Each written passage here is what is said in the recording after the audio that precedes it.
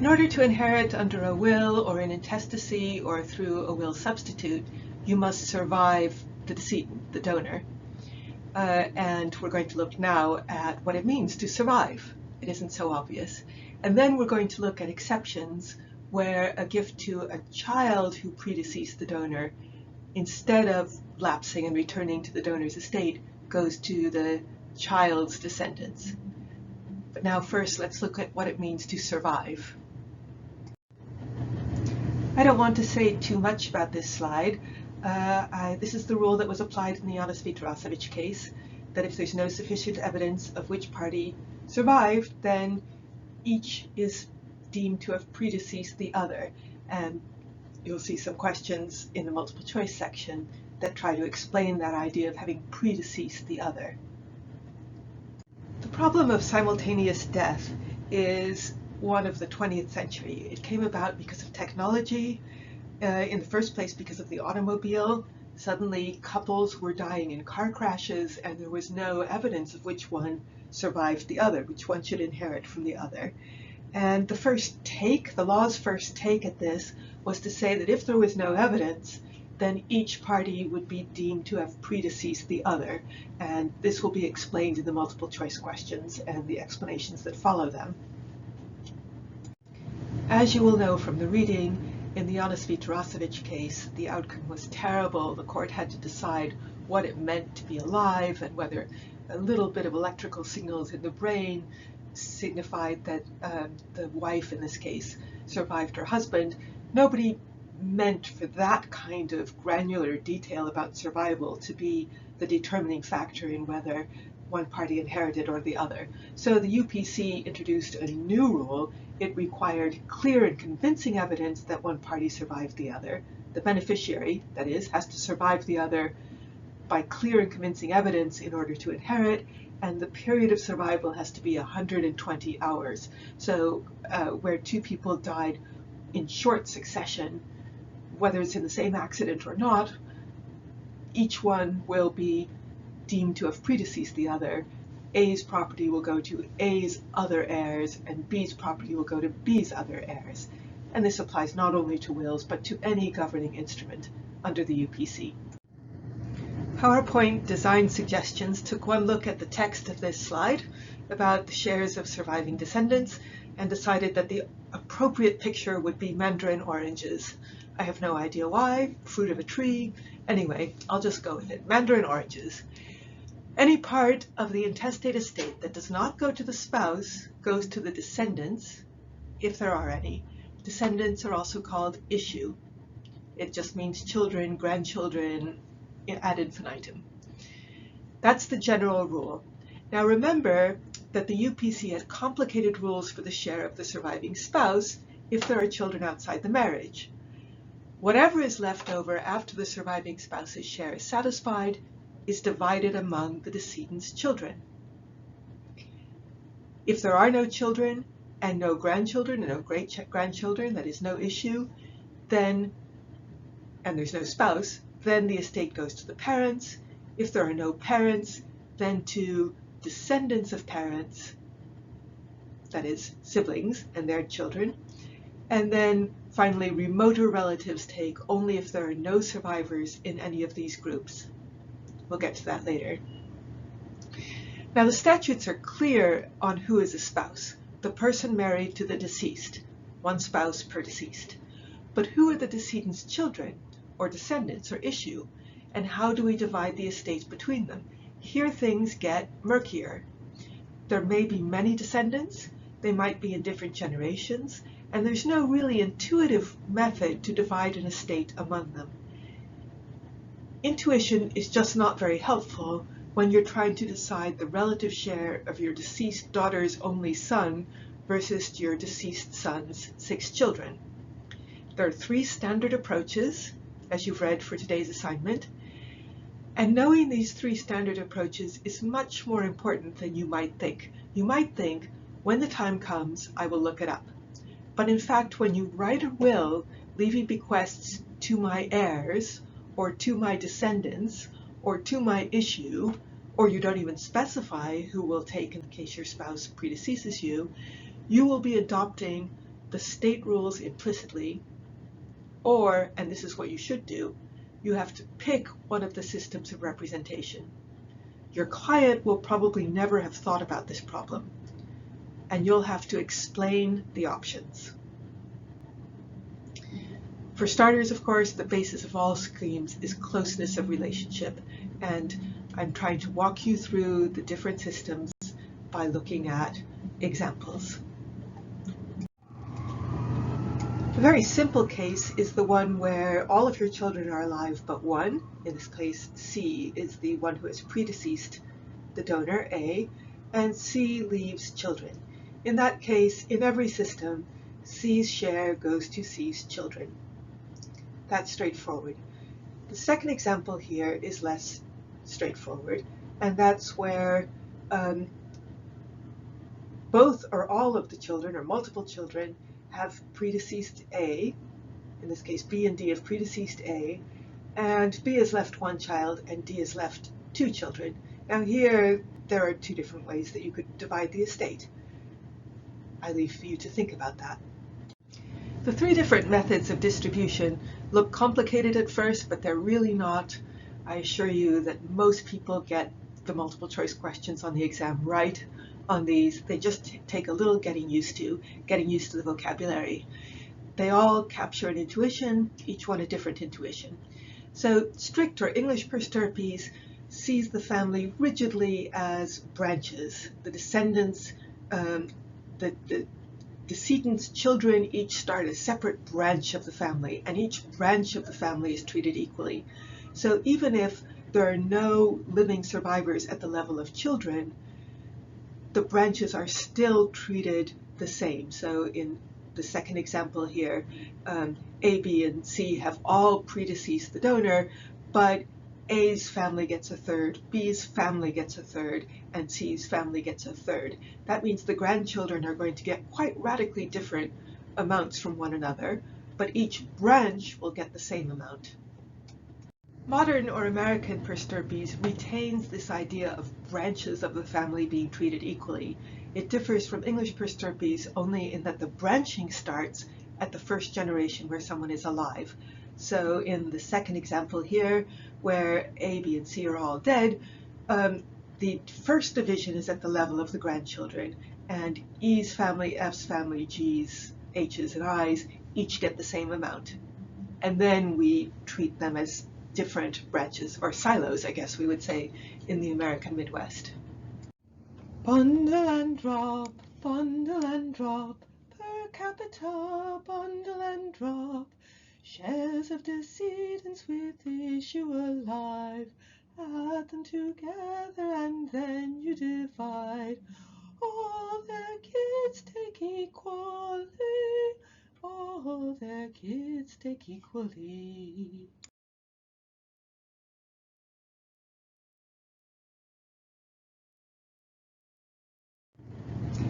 Now there are other relatives besides spouses, children, and parents, of course.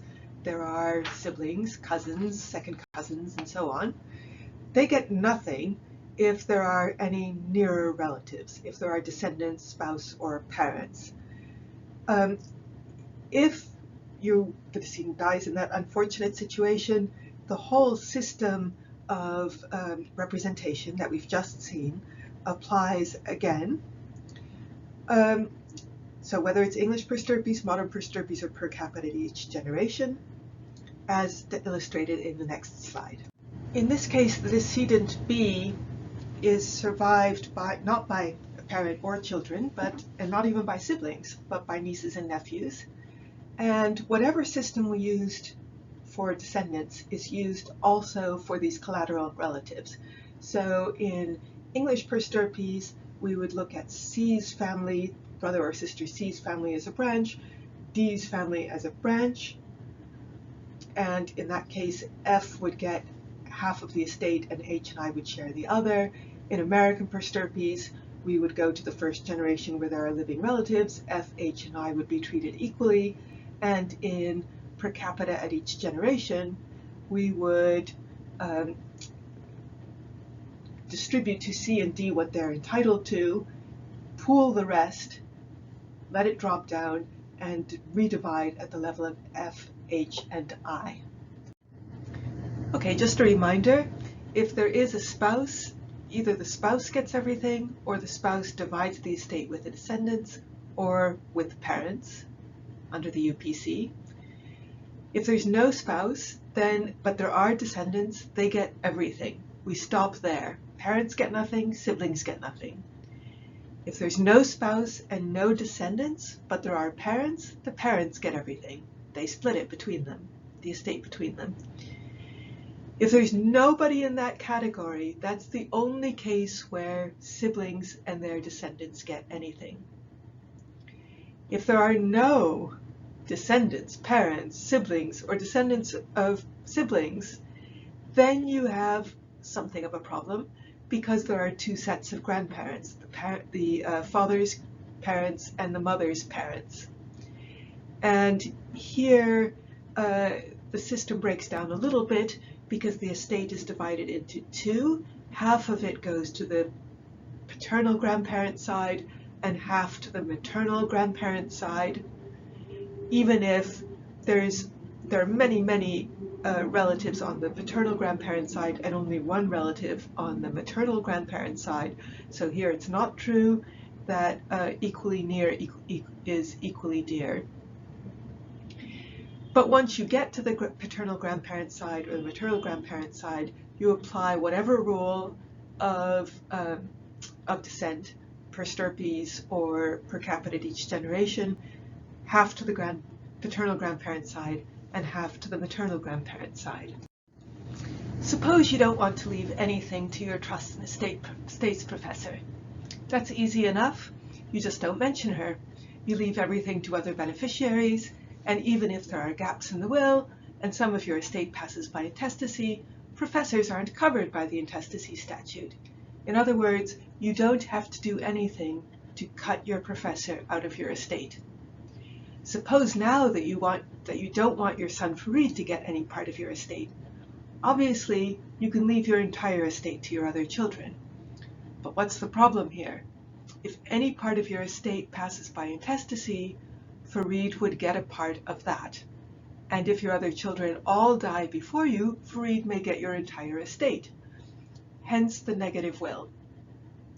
Besides not leaving anything to Farid, you can say explicitly that you don't want him to inherit under any circumstances. That's a negative will. It's possible under the UPC. It's not possible under the old regime, the pre-UPC regime. Now we're on the subject, who qualifies as a descendant? Who qualifies as a sibling?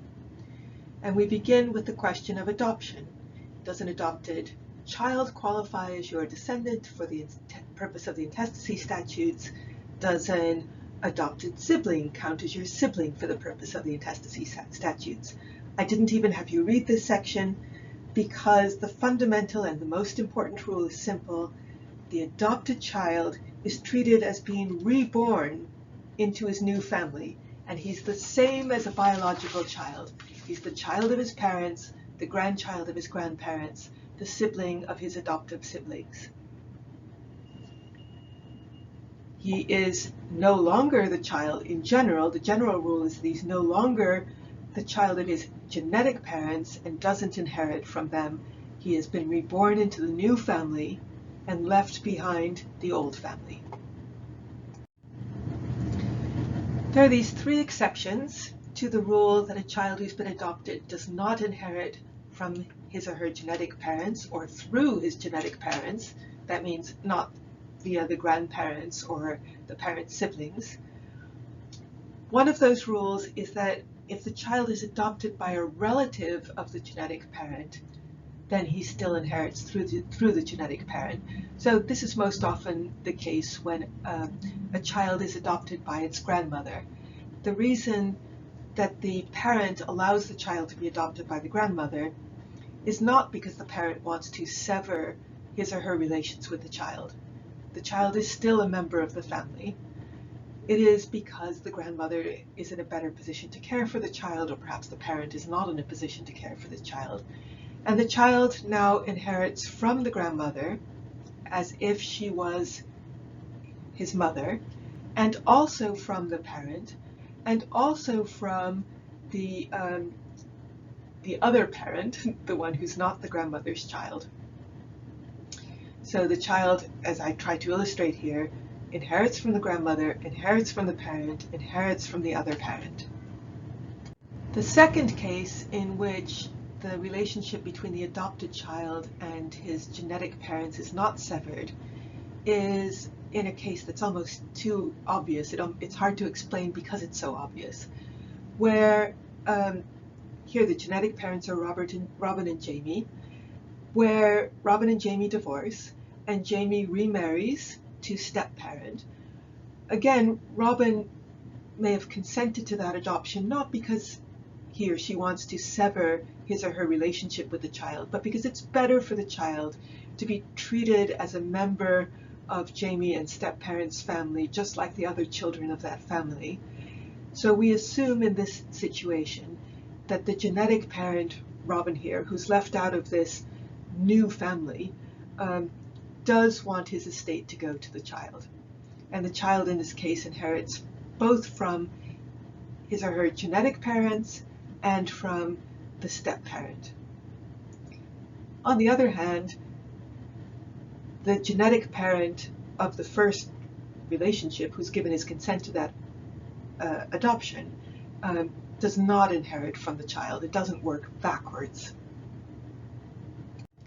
The third situation in which the child is not deemed to be completely severed from her genetic family is if the child is adopted after both of her genetic parents are dead.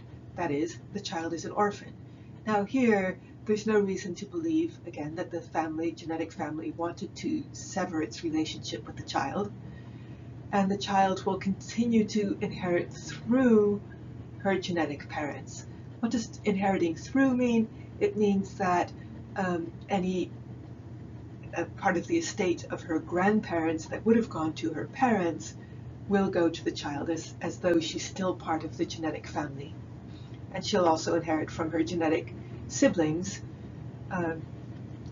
if that's the way the intestacy statute works. Long gone are the days when a child born out of wedlock, as they used to say, did not inherit from his father. That seems like another era. In fact, it was another era. So nowadays, an individual is treated as the child of both of his or her parents, regardless of their marital state, for the purpose of inheritance. Maternity is usually easy to prove. It's right there on the birth certificate. Paternity may have to be proven under state law, and there are many different ways that the states allow a child to prove paternity, either through if the parents married after the birth, if the father acknowledged his child, if paternity was adjudicated, or whatever.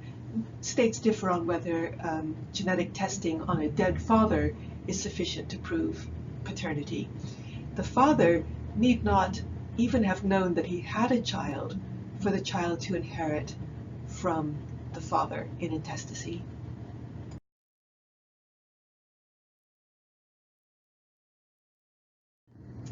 What about the parent's right to inherit from his or her child? Well, ordinarily, a parent will, of course, inherit in intestacy from his or her child. There is an exception, however, if the parent's parental rights were terminated, or if the child died before age 18 and there's clear and convincing evidence that immediately before his or her death, the parent's rights could have been terminated on the basis of non-support, abandonment, abuse, neglect, etc. Now, what's behind this rule are some really horrific cases in which the parent abandoned his child and the child died, possibly because of the abandonment.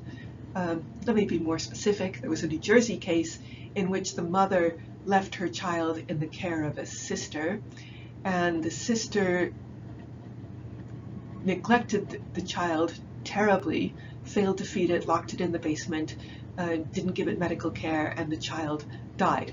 The child's estate won a substantial lawsuit against the New Jersey Child Protective Services, and the mother showed up and said, "Here I am, I'm the child's heir, I will get this money in the child's estate."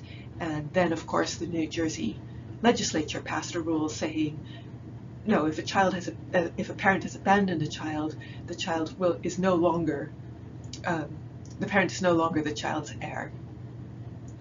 So this is one of the few cases where a child has a lot of money, an abandoned child has a lot of money, and it would be desperately unfair for the parent to both abandon the child and then be the beneficiary of some tremendous tort suit that resulted. Back in the day, when inheritance meant getting a share of the family farm, if the parent, usually a father, gave one of the children a chunk of land on that child's marriage, that was taken to be an advance on the child's inheritance. So either the child would inherit nothing, or the value of that farm would be deducted from his share of the inheritance. Nowadays, families operate differently, and parents give their children large chunks of money for various purposes, for tuition, for healthcare, for family vacations, for their first home. And it's no longer clear whether those transfers were intended to be deducted from the child's inheritance.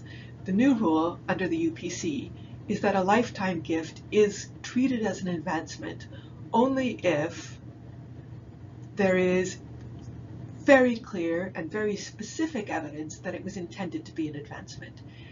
The decedent has to have died intestate, because otherwise he could have spelled out what he wanted in his will, and the decedent or the heir has to have declared in a contemporaneous writing that the gift was an advancement. So the declaration can't have been oral, and it can't be in a subsequent writing, and so basically advancements have disappeared, because who is going to die intestate and yet have enough knowledge of the law of wills to know that he has to, at the time of the advancement, has to state in writing that this gift is an advancement?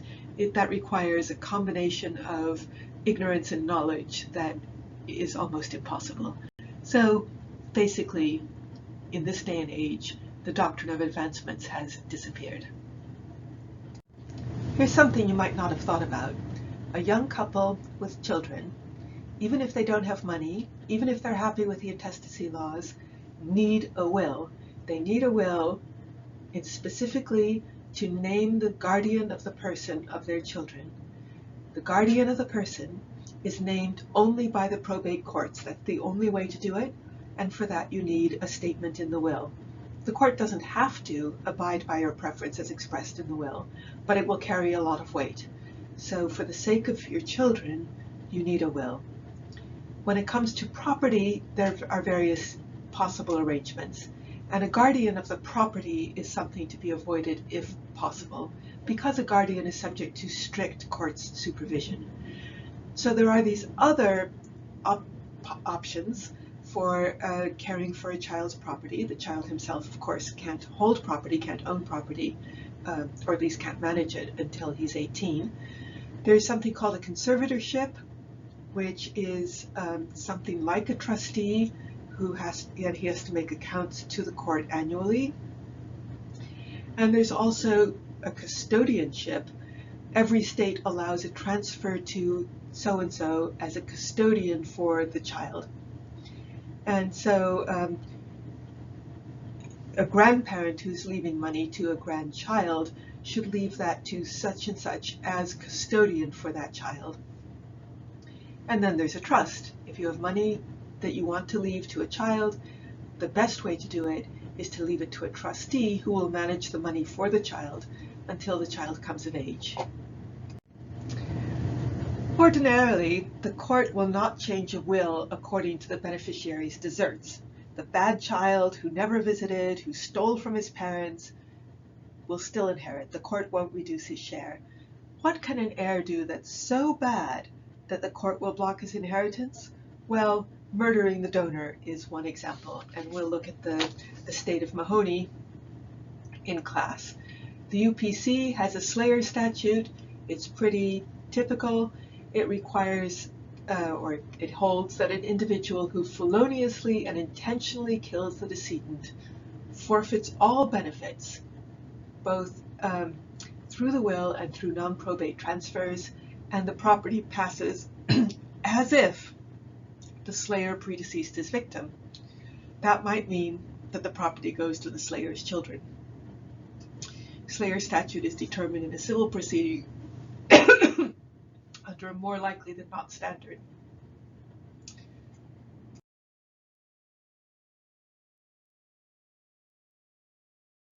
This is the last of today's slides. I hope we'll get to disclaimers in class. A disclaimer happens when an individual refuses to take his inheritance, and the effect of the disclaimer is as if the heir predeceased the donor. It is a way to avoid creditors, but not a way to avoid Medicaid. And there are also some benefits for estate tax. But as I said, I hope we get to this in class because it has some interesting wrinkles.